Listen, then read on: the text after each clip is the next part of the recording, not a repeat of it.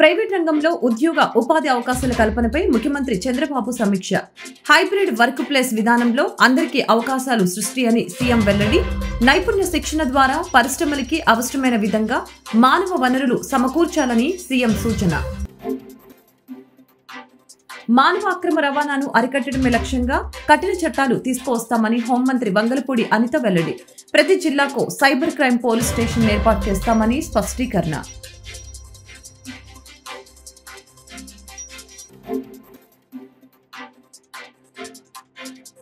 కేంద్ర ప్రయోజిత పథకాల అమలుపై సీఎస్ నీరబ్ కుమార్ ప్రసాద్ సమీక్ష. పీఆర్ఎండ్-ఆర్డీ శాఖలో మొత్తం 22 కేంద్ర ప్రయోజిత పథకాలని అమలు చేయడం జరుగుతుందని వివరణ. రాష్ట్రంలో వివిధ రంగాల్లో ఉద్యోగ ఉపాధి అవకాశాలు కల్పించే అంశంపై ముఖ్యమంత్రి చంద్రబాబు నాయుడు సమీక్ష చేపట్టారు. 5 ఏళ్లలో 20 లక్షల ఉద్యోగ ఉపాధి అవకాశాలు కల్పిస్తామన్న ఎన్నికల హామీని నెరవేర్చే విధంగా ప్రణాళికతో పనిచేయాలని ఆయన సూచించారు. మానవ అక్రమ రవాణాను అరికట్టడమే లక్ష్యంగా కఠిన చర్యలు తీసుకొస్తామని హోంమంత్రి వంగలపూడి అనిత తెలిపారు. ప్రతి జిల్లాకు సైబర్ క్రైమ్ పోలీస్ స్టేషన్ ఏర్పాటు చేశామని అన్నారు. టెక్నాలజీ శిక్షణ కలిగిన వారిని నియమించి హ్యూమన్ ట్రాపరింగ్ పై ఉక్కుపాదం మోపుతామని చెప్పారు. ఆలయంలో సర్వదోష నివారణార్థం రాష్ట్ర ప్రజలు సుఖ సంతోషాలతో ఉండాలన్న సంకల్పంతో రాష్ట్ర ప్రభుత్వం ఆదేశాల మేరకు అన్ని ప్రముఖ దేవాలయాల్లో శాంతి హోమాలు నిర్వహించడంలో భాగంగా గురువారం దేవస్థానంలోని చండీ యాగశాలలో ఆలయ ఈవో కెఎస్ రామారావు సమక్షంలో వేద పండితుల మంత్రోచ్చారణ నడుమ ఆలయ స్థానాచార్యులు విష్ణుభట్ల శివప్రసాద శర్మ, వైదిక కమిటీ సభ్యులు, అర్చకులచే శాంతి హోమం శాస్త్రోక్తంగా నిర్వహించారు. కార్యక్రమం అనంతరం ఆలయ ఈవో కెఎస్ రామారావు మాట్లాడారు. ప్రతి సంవత్సరం దేవస్థానంలో శుద్ధి కోసం పలు కార్యక్రమాలు నిర్వహిస్తున్నామని, ఇటీవల దేవస్థానంలో పవిత్రోత్సవాలు నిర్వహించడం జరిగిందని తెలియజేశారు. అలాగే రాష్ట్ర ప్రభుత్వ ఆదేశాల మేరకు సర్వ పదార్థాలు దోషాలన్నీ నివారణ అయ్యి శాంతి పొందుటకు రాష్ట్రం సుభిక్షంగా ఉండాలన్న సత్సంకల్పంతో పవిత్ర ఇంద్రకీలాద్రిపై అమ్మలగన్నమ్మ జగన్మాత సన్నిధిలో శాంతి హోమం నిర్వహించామని తెలిపారు. The government of Andhra Pradesh under the leadership of Honorable Chief Minister Nara Chandrababu Naidu Garu has taken various initiatives to combat women trafficking, including specialized public units, rescue operations, rehabilitation services and awareness programs. As part of capacity building of strengthening of AP Police, Honorable CM of AP has proposed the establishment of cyber crime stations in every district headquarters to contain the combat cyber crime in all forms. The Andhra Pradesh Police has undergone significant transformations under the current government. Contrasting with previous government, we are focusing on key initiatives and changes aimed at enhancing the effectiveness, efficiency and community trust in the police force, like increased funding and resources, recruitment and training, community policing programs, technology integration, focus on women's safety and improvised public feedback mechanisms. On behalf of Government of AP, we look forward to hearing your deliberations and the recommendations you will give to evolve a blueprint for this great nation to fight together cyber-enabled human trafficking.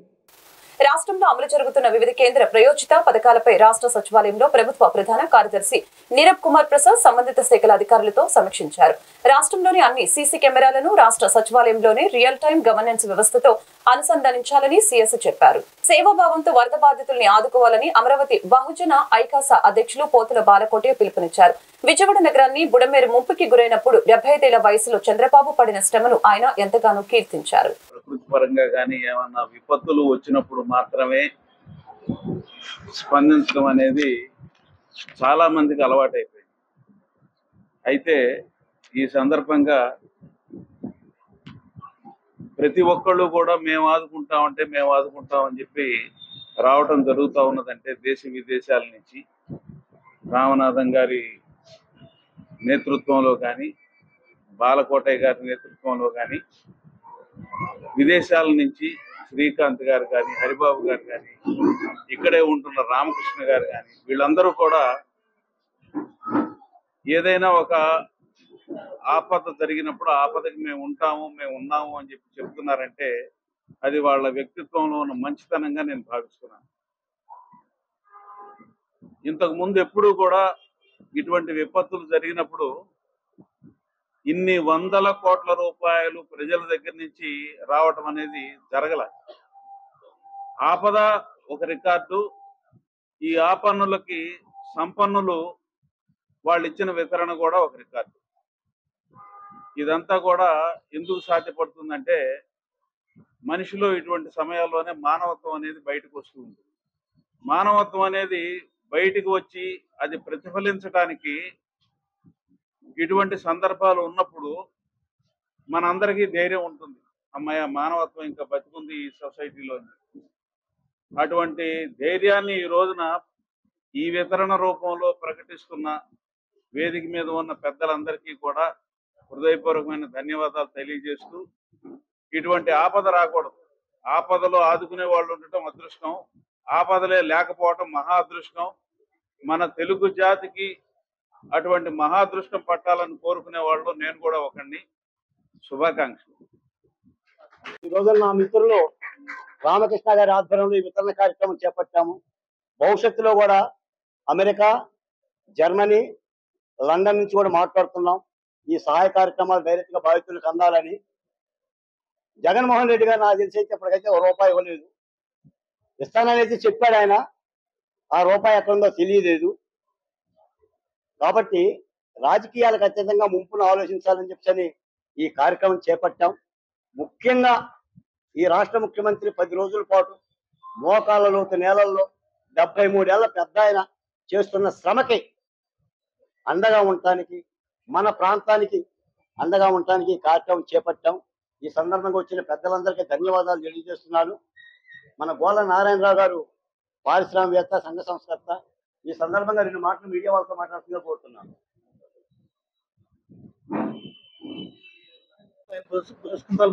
వస్తున్న ఆలకోటయ్య గారికి అందరికీ నమస్కారం అండి. మేము నందమూరి నుంచి వస్తున్నాం. నందమూరి అంటే సేవ అంటే నందమూరి. దాని గురించి మనకి ప్రత్యేకంగా చెప్పుకోవాల్సిన పని లేదు.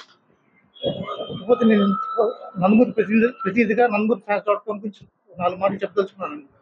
ఇది దాదాపు 2006లో ప్రారంభమైన ఒక వెబ్సైట్. ప్రపంచం నలుమూల నుంచి, అలాగే భారతదేశంలో అనేక చోట్ల నుంచి నందమూరి అభిమానులు వేలాదిగా ఆ వెబ్సైట్లో ఉన్నారండి.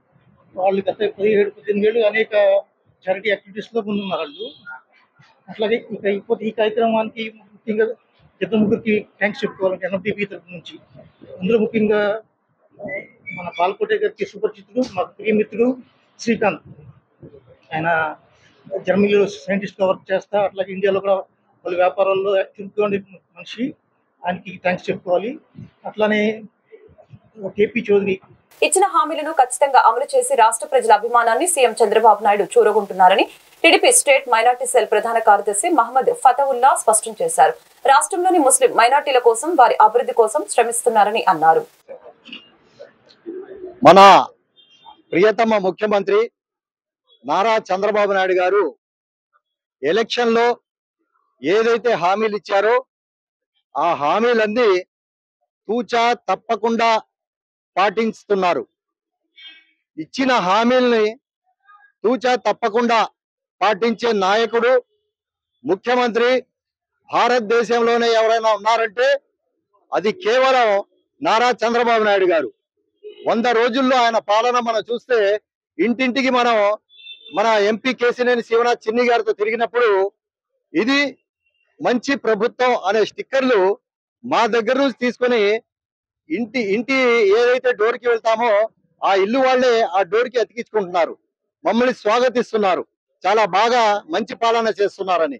అలాగే ఈరోజు ఇక్కడ మన విజయవాడ పార్లమెంట్ మైనార్టీ సెల్ ఉపాధ్యక్షుడు సమీం అన్సర్ గారి నాయకత్వంలో ఇక్కడ ఖిద్మత్ ఘర్ దగ్గర నారా చంద్రబాబు నాయుడు గారికి, అలాగే minority welfare and law minister NMD Farooq గారికి పాలాభిషేకం చేయటం జరిగింది. ఎందుకంటే ముస్లింలు ఏదైతే కోరుకుంటున్నారో, ముస్లిం సమాజం ఏదైతే అడుగుతుందో అవన్నీ చేస్తుంది ఈ ప్రభుత్వం. మొన్న సమీక్ష సమావేశంలో ఎన్ఎండి ఫారూక్ గారితో సమీక్ష సమావేశంలో కూర్చున్నప్పుడు మన ప్రియతమ నేత ముఖ్యమంత్రి నారా చంద్రబాబు నాయుడు గారు ప్రతి మస్జిద్ ఇమాంకు 10,000 రూపాయలు, అలాగే మస్జిద్ మౌజన్ అంటే మస్జిద్ మెయింటెనెన్స్ చూసి ఆయనకు 5,000 రూపాయలు ఆయన ప్రకటించడం జరిగింది. ఈ పథకం కూడా భారతదేశంలోనే ప్రవేశపెట్టిన మొట్టమొదటి నాయకుడు నారా చంద్రబాబు నాయుడు గారు. ఇంతకు ముందు 2014లో మన ప్రభుత్వం ఉన్నప్పుడు చంద్రబాబు నాయుడు గారు ప్రవేశపెట్టిన పథకం ఇమాంకు 5,000, మౌజన్ కు 3,000. ఈ రోజు మళ్ళీ అదే ఇమాంకు 10,000, మౌజన్ కు 5,000 ప్రకటించడం జరిగింది. అలాగే హజ్ యాత్రికులు ఎవరైతే హజ్కి వెళ్తున్నారో వాళ్ళకి రాష్ట్ర ప్రభుత్వం తరఫున ₹1,00,000 సబ్సిడీ ఇవ్వడం జరుగుతుంది.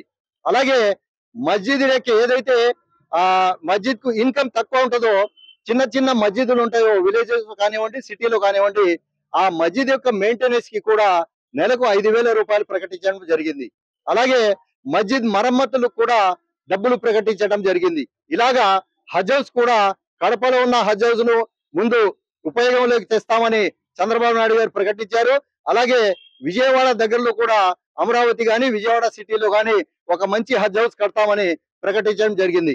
ఇటువంటి మంచి కార్యక్రమాలు చేస్తున్న ముఖ్యమంత్రికి, మంత్రులకు, ఎమ్మెల్యేలకు, ఎంపీకు మనం గౌరవించుకోవాల్సిన అవసరం ఉంది. మన తరపున ధన్యవాదాలు తెలుపుకోవాల్సిన అవసరం ఉందని ఈ రోజు ఈ కార్యక్రమం పెట్టి మనం పాలాభిషేకం చేయడం జరిగింది. ఇంకొక మాట చెప్తున్నాం, వక్ఫ్ బోర్డ్ అమెండ్మెంట్ బిల్ ఏదైతే ఉందో దానికి చంద్రబాబు నాయుడు గారు పార్లమెంట్ లో సబ్ కమిటీకి పంపించడం జరిగింది మన ఎంపీల ద్వారా. మరి 2 రోజుల క్రితం నారా చంద్రబాబు నాయుడు గారు ఒక ప్రకటన ఇచ్చారు. ఏ మతం అయితే ఏ మతానికి సంబంధించిన మస్జిద్లు కానివ్వండి, మందిరాలు కానివ్వండి, చర్చిలు కానివ్వండి, ప్రార్థనాలయాలు ఉన్నాయో ఆ కమిటీల్లో ఆ మతానికి సంబంధించిన వాళ్ళనే వేయాలని నారా చంద్రబాబు నాయుడు గారు మన ముఖ్యమంత్రి గారు ప్రకటించారు. అంటే వక్ఫ్ బోర్డ్ అమెండ్మెంట్ బిల్ కు కూడా దానికి కూడా వ్యతిరేకించి, వక్ఫ్ బోర్డ్ అమెండ్మెంట్ బిల్ లో ఏముంది, వక్ఫ్ చట్టంలో వక్ఫ్ ఏదైతే కమిటీలు ఉన్నాయో, సెంట్రల్ కమిటీ కానివ్వండి, స్టేట్ కమిటీ కానివ్వండి, దాంట్లో 2 ముస్లిమేతరులను పెట్టాలని వక్ఫ్ అమెండ్మెంట్ బిల్ లో చెప్పడం జరిగింది. దాన్ని కూడా బాహటంగా వ్యతిరేకించిన నాయకుడు భారతదేశంలో ముఖ్యమంత్రి ఎన్డీఏ ప్రభుత్వంలో ఉన్న తర్వాత కూడా వ్యతిరేకించారంటే మేము నారా చంద్రబాబు నాయుడు గారికి ఆంధ్ర రాష్ట్ర ముస్లింల తరఫున మేము సలాములు అర్పిస్తున్నాం, ధన్యవాదాలు ప్రకటిస్తున్నాం. చంద్రబాబు నాయుడు నివాసంపై దాడి కేసులో జోగి రమేష్ ముఖ్య అనుచరులు 11 మందిని విచారిస్తున్న Mangalagiri north sub division police అధికారి. వారిలో జోగి రమేష్ తమ్ముడు జోగి రాము ఒక నిందితుడు. విచారణకు హాజరైన జోగి రమేష్ తమ్ముడు మరియు ముఖ్య అనుచరులు.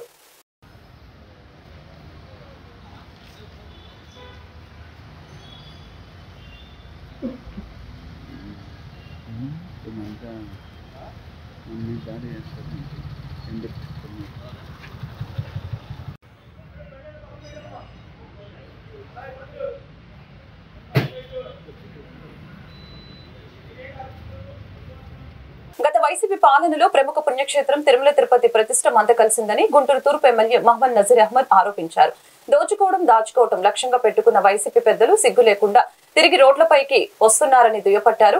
కూటమి ప్రభుత్వం 100 రోజుల పాలనలో అనేక సంక్షేమ కార్యక్రమాలు అమలు చేసిందని గుర్తు చేశారు. ఈ కార్యక్రమంలో భాగంగా ఎమ్మెల్యే నజీర్ అహ్మద్ ఇంటింటికి తిరిగి రాష్ట్ర ప్రభుత్వం అమలు చేసిన సంక్షేమ కార్యక్రమాల గురించి వివరించడం జరిగింది. కార్యక్రమంలో నగర డిప్యూటీ మేయర్ షేక్ సజీలా, 3వ డివిజన్ టీడీపీ ఇన్ఛార్జి అల్లం భాస్కర్, ఐలా శ్రీను, కార్పొరేటర్ ఎల్లావుల అశోక్, కొలగాని సుబ్బారావు, కోట పిచ్చిరెడ్డి తదితరులు పాల్గొన్నారు. ఇది మంచి ప్రభుత్వం పేరుతో రాష్ట్రంలో అధికారంలోకి వచ్చినటువంటి కూటమి ప్రభుత్వం ఈ కార్యక్రమాన్ని తీసుకోవడం జరిగింది. ముఖ్యంగా 100 రోజుల పరిపాలనలో రాష్ట్రంలో ప్రజలందరికీ ఇచ్చినటువంటి ఆ రోజు వాగ్దానాలను బట్టి 100 రోజుల ప్రభుత్వం అనేక కార్యక్రమాలకు శ్రీకారం చుట్టినటువంటి పరిస్థితులు. గతంలో పేదలకు అన్నం కోసం పెట్టినటువంటి అన్నా క్యాంటీన్లు తీసేసినటువంటి పరిస్థితులు అయితే ఈరోజు తిరిగి 15 రూపాయలకే 3 పూట్ల భోజనం పెట్టేటువంటి అన్నా క్యాంటీన్లు ప్రారంభించడంతో పాటు సామాజిక పెన్షన్లు ప్రతి ఒక్కరికి కూడా అర్హులైనటువంటి ప్రతి ఒక్కరికి కూడా ఇచ్చేటువంటి కార్యక్రమాన్ని తీసుకొని దాదాపు రాష్ట్ర వ్యాప్తంగా 65 లక్షల మందికి, గుంటూరు నగరంలో ముఖ్యంగా గతంలో 8 కోట్లు ఇచ్చేటువంటి పెన్షన్లు ఈరోజు 11 కోట్లకు పెంచి ప్రతి ఒక్కరు కూడా అందించేటువంటి కార్యక్రమాన్ని ఈ సందర్భంగా తీసుకోవడం జరుగుతూ ఉంది. ముఖ్యంగా వికలాంగులు ఎవరైతే 3,000 తీసుకునే వాళ్ళు ఈరోజు వాళ్ళకి ఇంకొకరి సహాయం అవసరమని భావిస్తూ 6,000 కూడా వాళ్ళకి ఇచ్చేటువంటి కార్యక్రమం ఈరోజు ఈ ప్రభుత్వం చేస్తూ ఉంది. ఉద్యోగాలు లేక పిల్లలు ఇబ్బందులు పడుతున్నటువంటి వాళ్ళందరికీ కూడా 16,500 మందికి డిఎస్సి నియామకాలు చేసేటువంటి కార్యక్రమంతో పాటు ముఖ్యంగా రాష్ట్రంలో ఉన్నటువంటి ప్రజల ఆస్తులను కాపాడేటువంటి చట్టాన్ని ల్యాండ్ టైటిలింగ్ యాక్ట్ను రద్దు చేయడం అనే కార్యక్రమం కూడా ఈసారి ఈ ప్రభుత్వం తీసుకోవడం జరిగింది. అంతేకాకుండా పేదలకు అవసరమైనటువంటి విదేశీ విద్య పథకాన్ని కూడా పునరుద్ధరించి దాదాపు రాష్ట్రంలో 600 మందికి విదేశీ విద్య ద్వారా లబ్ధి పొందేటువంటి కార్యక్రమాన్ని, చేనేత వర్గాలకు, కార్మిక వర్గాలకు అందరికీ కూడా ఉపయోగపడేటువంటి కార్యక్రమాల్ని ఈ ప్రభుత్వం చేస్తూ ఉంది. అయితే ప్రతిపక్ష నాయకుడిగా హోదా కోల్పోయినటువంటి పులివెందుల శాసనసభ్యుడు జగన్మోహన్ రెడ్డి గారు తనకు వచ్చినటువంటి అవకాశాన్ని పేద ప్రజలకు రాష్ట్ర అభివృద్ధికి తోడ్పడకుండా దాచుకోవడమే పరమావిధిగా పనిచేసి ఎంతో పవిత్రమైనటువంటి తిరుమల దేవస్థాన ప్రతిష్టను దిగజార్చేటువంటి విధంగా ఆయన పరిపాలన కొనసాగింది. ఈరోజు రాష్ట్రంలో ఉన్నటువంటి ప్రతి ఒక్కరు కూడా వెంకటేశ్వర స్వామిని కొలిచేటువంటి ప్రతి ఒక్కరు కూడా ఈరోజు ఆయన్ని దూషిస్తున్నటువంటి పరిస్థితి. అయినా ఇప్పటికైనా చౌకబారు విమర్శలు చేస్తూ ఈరోజు కొత్తగా కార్యక్రమాలు తీసుకొని ప్రజల్లోకి వస్తూ ఉన్నాడు. చీ కొడతా ఉన్నారు. సిగ్గు లేకుండా ఇంకా వైసీపీ నాయకులు ఎందుకు రోడ్ల మీదకి వస్తున్నారో, ప్రజల్ని ఎందుకు మభ్యపెడతా ఉన్నారో ఒకసారి చెప్పాల్సినటువంటి అవసరం ఉంది. ప్రభుత్వంలో భాగంగా ఈరోజు పాత గుంటూరులో పర్యటిస్తూ తూర్పు నియోజకవర్గ శాసనసభ్యులు వీధి వీధికి ప్రజల సమస్యలు తెలుసుకుంటూ చంద్రబాబు నాయుడు గారు కూటమి ప్రభుత్వం ఏర్పడిన తర్వాత ఈ రాష్ట్రంలో ఎప్పుడూ లేనటువంటి విధంగా పేదలను ఆదుకునేటువంటి కార్యక్రమాలు చేపట్టడమే కాకుండా చెప్పిన మాట ప్రకారం 7,000 రూపాయల పెన్షన్ని ప్రజలకు అందించడం, ప్రతి నెల 4,000 రూపాయల పెన్షన్ని మరి క్రమం తప్పకుండా అందించడమే కాకుండా ఉద్యోగస్తులకి 1వ తారీఖునే జీతాలు పడే విధంగా కార్యక్రమాన్ని తీసుకోవడం జరిగింది. అంతేకాకుండా మరి మొన్న ఈ వరదల కారణంగా ఏదైతే బాధితులు ఉన్నారో వారికి మరి స్పెషల్ ప్యాకేజీగా నిర్ణయించి ప్రతి ఒక్కరికి అందేలా సహాయ కార్యక్రమాలని చేపట్టడం, మరి ఆ వరద బాధితుల్లో పశువులు కానివ్వండి, మరి మనుషులు కానివ్వండి, చాలా ఇబ్బందులు పడినటువంటి కార్యక్రమం జరగడం జరిగింది. కాబట్టి చంద్రబాబు నాయుడు గారు ప్రతి ఒక్కరిని ఆదుకుంటా మరి ఈ మంచి ప్రభుత్వాన్ని మీరందరూ కూడా ఆశీర్వదించి చంద్రబాబు నాయుడు గారిని ఆశీర్వదిస్తారని కోరుకుంటా ఉన్నాం. విశాఖ ఉక్కు ఆంధ్రుల హక్కు అని విశాఖ ఉక్కు పరిరక్షణ పోరాట వేదిక నినదించింది. అక్టోబర్ 2, 3, 4 తేదీలో వివిధ రూపాల్లో ఆందోళన కార్యక్రమాలు చేపడుతున్నట్లుగా ప్రకటించింది. ఉక్కు పరిశ్రమ ప్రైవేటీకరణ ప్రతిపాదనను ఉపసంహరించుకోవాలని డిమాండ్ చేసింది. గుంటూరు కొత్తపేట సిపిఐ జిల్లా కార్యాలయంలో విశాఖపట్నం స్టీల్ ప్లాంట్ పట్ల కేంద్ర ప్రభుత్వానికి వైఖరికి నిరసనగా విశాఖ ఉక్కు పరిరక్షణ పోరాట వేదిక ఆధ్వర్యంలో రౌండ్ టేబుల్ సమావేశాన్ని నిర్వహించడం జరిగింది. ఈ కార్యక్రమంలో విశాఖ ఉక్కు పరిరక్షణ పోరాట వేదిక నేతలు మేడ హనుమంతరావు, దండ లక్ష్మీనారాయణ, కె శ్రీనివాసు, కంచుమాటి అజయ్ కుమార్, పచ్చల శివాజీ, కూరపాటి కోటయ్య, కోటేశ్వరరావు, కొల్ల రాజమోహన్ రావు, వలి తదితరులు పాల్గొన్నారు. ఆంధ్రప్రదేశ్ ప్రజలు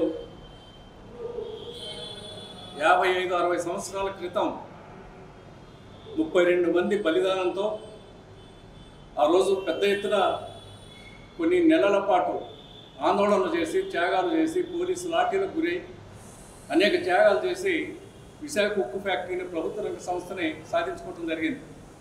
తమిళనాడు పోవాల్సినటువంటి ఆ విశాఖ ఉక్కు ఫ్యాక్టరీ ఆంధ్రప్రదేశ్ ప్రజలు చేసినటువంటి పోరాటాల ఫలితంగా మన విశాఖకి తీసుకురావడం జరిగింది. ఈరోజు ఇన్ని సంవత్సరాల తర్వాత 4 సంవత్సరాల నుండి కూడా దీన్ని ప్రైవేటీకరణ చేస్తామని చెప్పి కేంద్ర ప్రభుత్వం ప్రకటించింది. దీని ప్రైవేటీకరణ ప్రతిపాదనలను ఉపసంహరించుకోవాలని చెప్పి డిమాండ్ చేస్తూ అక్కడ ఉన్నటువంటి ఉద్యోగస్తులు, ఫ్యాక్టరీలో పనిచేసేటువంటి ఉద్యోగస్తులు, కార్మికులు పెద్ద ఎత్తున 4 సంవత్సరాల నుండి కూడా ఆందోళన చేస్తూ ఉన్నారు. ప్రతిరోజు కొన్ని వందల మంది అక్కడ శిబిరాల్లో కూర్చుంటా ఉన్నారు, దీక్షా శిబిరాలు. రాష్ట్ర వ్యాప్తంగా కూడా విశాఖ ఉక్కు ఫ్యాక్టరీని ప్రైవేటీకరణ చేయడానికి వీల్లేదని రాష్ట్ర వ్యాప్తంగా కూడా పెద్ద ఎత్తున ఆందోళనలు జరిగినాయి. అన్ని రాజకీయ పార్టీలు ఆ ఉద్యమాన్ని సమర్థించినాయి. అధికార పార్టీ, అనధికార పార్టీ, ప్రతిపక్ష పార్టీ, ఇతర పార్టీలు, అన్ని పార్టీలు కూడా విశాఖ ఉక్కు ఫ్యాక్టరీని ప్రైవేటీకరణ చేయడానికి వీల్లేదని జరిగినటువంటి ఉద్యమానికి మద్దతు తెలియజేసింది. కానీ వాస్తవంగా జరుగుతుంది ఏమంటే ఆ ప్రైవేటీకరణ ప్రతిపాదనలు అనేటువంటిది ఉపసంహరించుకోవడం జరగట్లా. పైగా తడకు ఒక మంత్రి వచ్చి, కేంద్ర మంత్రి ఎవరొకరు వచ్చి విశాఖ ఉక్కు ఫ్యాక్టరీని ప్రైవేటీకరణ చేయట్లేదని అంటాడు. సాయంకాలానికి ఒక కేబినెట్ మంత్రి ఢిల్లీలో ప్రకటన చేస్తాడు, విశాఖ ఉక్కు ఫ్యాక్టరీ ప్రైవేటీకరణ జరిగి తీరుతుందని. ఇటువంటి దోబుసులాట ఆంధ్రప్రదేశ్ ప్రజలతో ఆడుకుంటున్నటువంటి నేపథ్యంలో తిరిగి ఉద్యమాన్ని ఉధృతం చేయాలని చెప్పి ఆలోచన చేసి విశాఖ ఉక్కు పరిరక్షణ కమిటీ పేరుతో అక్టోబర్ 2, 3, 4 తేదీలు రాష్ట్ర వ్యాప్తంగా దీక్షా శిబిరాలు నిర్వహించాలని చెప్పి నిర్ణయం చేయడం జరిగింది. 2వ తేదీన కార్మిక సంఘాలు, 3వ తేదీన రైతు సంఘాలు, 4వ తేదీన యువజన విద్యార్థి సంఘాలు రాష్ట్ర వ్యాప్తంగా కూడా ఈ శిబిరాల నిర్వహణలో దీక్షలో కూర్చోబోతాము. రాష్ట్ర వ్యాప్తంగా ప్రజలందరినీ సమీకరించి చైతన్యపరిచి తిరిగి విశాఖ ఉక్కు ఫ్యాక్టరీని ప్రైవేటీకరణ చేయడానికి వీల్లేదనేటువంటి నినాదాన్ని రాష్ట్రం మొత్తం కూడా మార్మోగేట్గా చేయాలనేటువంటి ఉద్దేశంతో ఈ కార్యక్రమానికి పిలుపునివ్వడం జరిగింది. ఇవాళ విశాఖ ఉక్కు ఫ్యాక్టరీని మరి మేము ప్రైవేటీకరణ చేయట్లేదు అని చెప్పి లోకేష్ గారు ప్రకటన చేస్తా ఉన్నారు. ప్రైవేటీకరణ ప్రతిపాదనలు లేవంటున్నారు, ప్రైవేటీకరణ లేదంటున్నారు. కానీ ఇంతకు ముందు కూడా కేంద్ర మంత్రులు చేసినటువంటి ప్రకటనలు ఏమైపోయినాయి, ఈరోజు లోకేష్ గారి ప్రకటన తేడా ఏంటి అనేది మేము ప్రశ్నిస్తాం. కేవలం ప్రకటన చేస్తే చాలదు. రాష్ట్ర ప్రభుత్వం ఎవరు అధికారంలో ఉన్నా, ఇంతకుముందు జగన్మోహన్ రెడ్డి అధికారంలో ఉన్నా, లేకపోతే ఇప్పుడు చంద్రబాబు నాయుడు గారి ఆధ్వర్యంలో ఏర్పడినటువంటి ఎన్డీఏ ప్రభుత్వం అధికారంలో ఉన్నా, ఈ రాష్ట్రంలో ఉండేటువంటి రాజకీయ పార్టీలన్నింటినీ కూడా కలుపుకొని ఒక అఖిలపక్ష కమిటీని కేంద్ర ప్రభుత్వం దగ్గరికి, నరేంద్ర మోడీ దగ్గరికి తీసుకుపోయి పాత కూలీ రేట్ల జీవో ముగిసి అనేక నెలలు వస్తున్నా కూడా ప్రభుత్వం కూలీ రేట్లు పెంచకుండా తమతో వెట్టి చాకరీ చేపిస్తుందని సివిల్ సప్లై ముఠా కార్మిక సంఘం మేస్త్రి కోట్ల మరియదాసు ఆవేదన వ్యక్తం చేశారు. గురువారం ఉదయం నగరంలోని ఆర్టీసీ బస్టాండ్ వెనుక గల సివిల్ సప్లై గోడం వద్ద సివిల్ సప్లై కార్మికులు ఆందోళన వ్యక్తం చేశారు.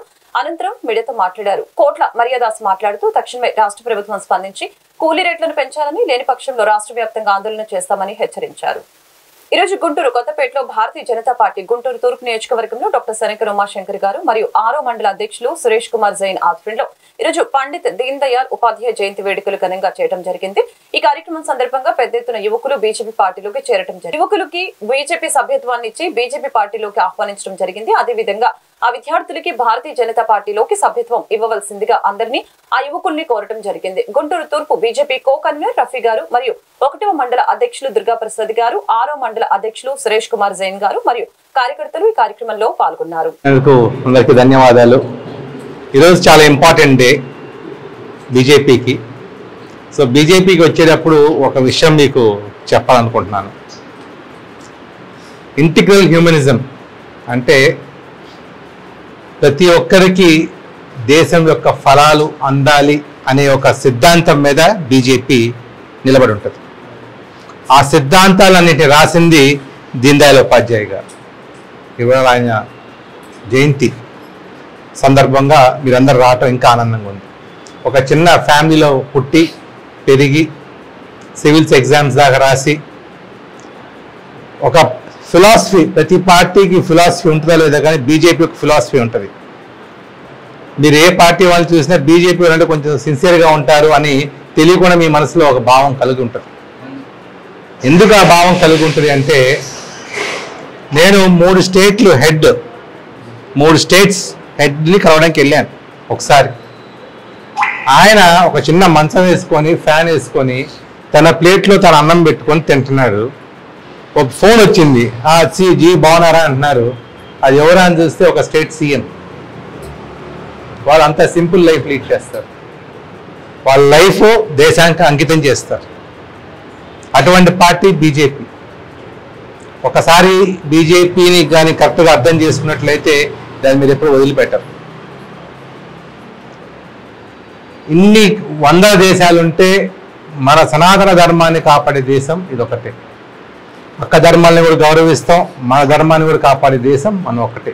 వేరేది ఇంకేమీ లేవు. రాబోయే కాలంలో మనం కాపాడుకోవాల్సింది మన భారతదేశం. ఏ కంట్రీకైనా వెళ్ళండి, ఇండియా చాలా స్టేబుల్గా ఉందని వాళ్ళు చెప్తున్నారు. దానికి కారణం మన ఎన్డీఏ గవర్నమెంట్. ఇవాళ మీరందరూ చాలా ధైర్యంగా ఉన్నారు, ఎందుకంటే రాష్ట్రం భవిష్యత్తు బాగుంటుంది అని. ఎందుకు? చంద్రబాబు గారు ఉన్నారు ఇక్కడ, పైన మోడీ గారు ఉన్నారు. మన రాజధానికి అవసరమైతే 15,000 కోట్లు ఫండ్ రిలీజ్ చేశారు మన మోడీ గారు. అలానే ఇప్పుడు మీరు చూసినట్టయితే నిన్న ఒక సెంట్రల్ ఇన్స్టిట్యూట్ అమరావతిలో పెడతారని, మొన్న ఒక సెంట్రల్ ఇన్స్టిట్యూట్ 2,000 కోట్లతో అమరావతిలో పెడతారని వచ్చింది. ఇవన్నీ మీకు ఉపయోగపడతాయి. మన యూత్ వేరే దేశంకి వెళ్ళి అక్కడ బాధపడేదానికన్నా అక్కడికన్నా మెరుగైన జీవితం మనం ఇక్కడ ఇవ్వాలి అన్నదే మోడీ గారి సిద్ధాంతం, మన చంద్రబాబు నాయుడు గారి సిద్ధాంతం, మన పవన్ కళ్యాణ్ గారి సిద్ధాంతం. ఈ యొక్క ఎన్డీఏ కూటమిలోకి ఇప్పటి నుంచే మీరు ఎందుకు రావాలి అంటే, రేపు మీరు ఓటు వేసేటప్పుడు కానీ మీ ఫ్యామిలీ లైఫ్ లీడ్ చేసేటప్పుడు కానీ కొంత దృష్టి ప్రజానీకం మీద కూడా పెట్టి ఎలా ఉంది మన రాజ్యం, ఎవరికి ఓటు వేయాలి అన్నది కూడా కొంచెం మీరు ఆలోచిస్తూ మీరు ముందుకు వెళ్ళాల్సిన అవసరం ఉంది. ఈరోజు మీరందరూ వచ్చారు. మీరు ఎలా అయితే ప్రభావితం అయ్యారో కొంతమంది చేత ప్రభావితం చేసి బీజేపీ మెంబర్షిప్ తీసుకోండి. మెయిన్గా మీకు చెప్పేది ఏంటంటే, దేశం బాగుండాలి అంటే ఒక స్ట్రాంగ్ గవర్నమెంట్ ఉండాలి. ఇవాళ మన దేశం మీద చేయడానికి ఎవరికైనా ధైర్యం ఉందా? గట్టిగా చెప్పాలి, ఉందా ఎవరికైనా? ఎందుకు? వాళ్ళకి భయం. నెక్స్ట్ డే సర్జికల్ స్ట్రైక్ చేసి వాళ్ళ దేశం ఉండదని.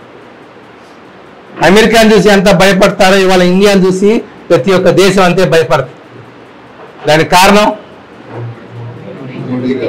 ఎస్ ఆయన తీసుకున్న కఠిన నిర్ణయాలు. ఆ నిర్ణయాల వల్ల మొత్తాన్ని ఎవరైతే దేశాన్ని డిస్టర్బ్ చేద్దాం అనుకున్నారో వాళ్ళందరూ దూరం అయిపోయారు. ఓన్లీ యూత్ కోసం, మన పిల్లల కోసం, మన కోసమే ఆయన వర్క్ చేస్తారు. అట్లానే ఇక్కడ చంద్రబాబు నాయుడు గారు కూడా ఆంధ్ర రాష్ట్రం వైపు ఇవాళ చంద్రబాబు గారు వచ్చారుగా మీ రాష్ట్రం బాగుంటుంది 100% అది అందరూ చెప్తున్నారు. నేను ఢిల్లీ వెళ్ళాను, జైపూర్ వెళ్ళాను, బెంగళూరు వెళ్ళాను ఆఫ్టర్ ఎలక్షన్స్. అందరూ మీకు సన్ రైజ్ అయింది మీ రాష్ట్రంలో. ఇంతకాలానికి మన దాకా అస్తమించిన సూర్యుడు లాగా ఉండేది, ఇప్పుడు సన్ రైజింగ్ లాగా ఉందన్నారు. మన జరిగిన ఎలక్షన్స్లో కూటమి రావడానికి కారణం అంత మెజారిటీతోటి ప్రజలు కక్షతోటి ఓటేశారు. ఇంకా మేము ఇంక భరించలేము. నెక్స్ట్ మన ఫ్లడ్స్ వచ్చినాయి. ఆ ఫ్లడ్స్లో కూడా మీరు చూసినట్టయితే the way people government react అవుతుంది చాలా బాగుంది. అండ్ సెంట్రల్ గవర్నమెంట్ కూడా ఫండ్స్ ఇస్తుంది. దీనికి మనం చేయాల్సిందల్లా ఏంటంటే మనం ఎట్లయితే వాళ్ళని అడుగుతున్నాము ఫండ్స్ కానీ మీకు యూత్కి ఏం కావాలో అడుగుతున్నాము, వాళ్ళకి మేమున్నామని ఒక భరోసా మనం కూడా ఇవ్వాలి కదా, చిన్న భరోసా. దేశానికి బీజేపీ, మీ అందరికీ నేను ఖచ్చితంగా ఇక్కడ ఉండి భరోసా ఇస్తాను. అట్లా మీరు వార్త ముగించే ముందు ముఖ్యాంశాలు మరొకసారి. ప్రైవేట్ రంగంలో ఉద్యోగ ఉపాధి అవకాశాల కల్పనపై ముఖ్యమంత్రి చంద్రబాబు సమీక్ష. హైబ్రిడ్ వర్క్ ప్లేస్ విధానంలో అందరికీ అవకాశాలు సృష్టి అని సీఎం వెల్లడి. నైపుణ్య శిక్షణ ద్వారా పరిశ్రమలకి అవసరమైన విధంగా మానవ వనరులు సమకూర్చాలని సీఎం సూచన. మానవ అక్రమ రవాణాను అరికట్టడమే లక్ష్యంగా కఠిన చట్టాలు తీసుకువస్తామని హోంమంత్రి వంగలపూడి అనిత వెల్లడి. ప్రతి జిల్లాకు సైబర్ క్రైమ్ పోలీస్ స్టేషన్ ఏర్పాటు చేస్తామని స్పష్టీకరణ.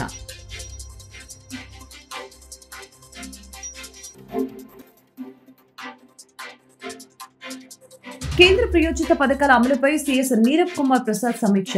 PR&RD శాఖలో మొత్తం 22 కేంద్ర ప్రయోజిత పథకాలని అమలు చేయడం జరుగుతుందని వివరణ. ఈ వార్తలు ఇంతటితో సమాప్తం. మరొక బులెటిన్ మళ్ళీ కలుద్దాం. నమస్కారం.